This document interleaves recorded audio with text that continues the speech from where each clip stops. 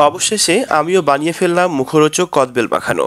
আশা করছি ভিডিওটি ভালো লাগবে। না টেনে দেখার জন্য সবাইকে অনুরোধ করছি। হ্যালো এভরিওয়ান, আসসালামু আলাইকুম। আশা করি প্রত্যেকে ভালো রয়েছেন। বর্তমান সময়ে বাজারে কিন্তু এখন কদবেল পাওয়া যাচ্ছে প্রচুর পরিমাণে, কারণ এখন কদবেলের সিজন। আপনি বাজারে যখন যাবেন হঠাৎ করে গন্ধে আপনার মনটা ভরে উঠবে, আর যখন আপনি তাকিয়ে দেখবেন সেটা হচ্ছে কদবেল। আর কদবেলটা দেখতে একদম পুরোটা টেনিস বলের মতো। তো আমিও বাজার থেকে কদবেল কিনে নিয়ে আসছিলাম এবং ভাবছিলাম যে কোন কদবেলটা নেওয়া যেতে পারে। অনেকক্ষণ থেকেই দেখছিলাম, দেন দেখার পর কিন্তু বাজার থেকে আমি আপাতত একটা কদবেল কিনেছি এতগুলোর মধ্য থেকে, কারণ সেইখানে আমি ভাবছিলাম যে রুমে কিভাবে মাখানো যায় ঘরোয়া পদ্ধতিতে, সেই রকমভাবে এটাকে আমি জাস্ট মাখিয়ে খাবো। তো কদবেলটা নিয়ে এসে আমি এটাকে ফাটিয়ে চামচের সাহায্যে আমি ভিতর থেকে মাখনের মতো করে মোলায়েম যে অংশগুলো রয়েছে সেগুলো আমি বার করে নিচ্ছিলাম। আর এতটা সুন্দরভাবে ছিল যেটার বলার অপেক্ষা না, কারণ এই কদবেলে কিন্তু প্রচুর পরিমাণে পুষ্টিগুণ আছে যেটা আমি বলবো।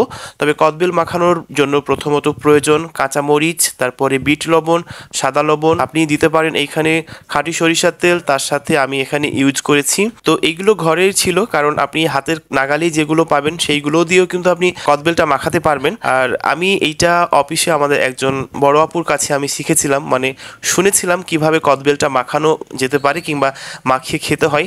তো তখন থেকেই মনের মধ্যে একটা ধারণা ছিল যে বাজার থেকে কদবেলটা নিয়ে এসে আমি নিজের হাতে এটা মাখিয়ে খেয়ে দেখবো এর টেস্টিটা কেমন হতে পারে। তো আমি সবশেষে এই কদবেলটা মাখানোর জন্য একটু টেস্টি করার জন্য খাঁটি সরিষার তেল অ্যাড করেছিলাম, যেটা এই খাবারটার মানটা আরও একটু বাড়িয়ে দিয়েছিল।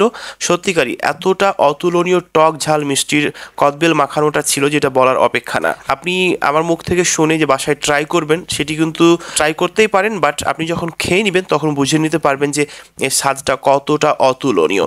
এই কদবেলের কিন্তু অনেক পুষ্টিগুণ রয়েছে, সমস্ত পুষ্টিগুণগুলোই বলবো অন্য কোনো একটা ভিডিওতে। ততক্ষণ পর্যন্ত ভালো থাকবেন আর আমাকে জানিয়ে দিবেন আজকের কদবেলের ভিডিওটি আপনার কেমন লেগেছে। আজকের মতো এই পর্যন্তই। আল্লাহ হাফেজ।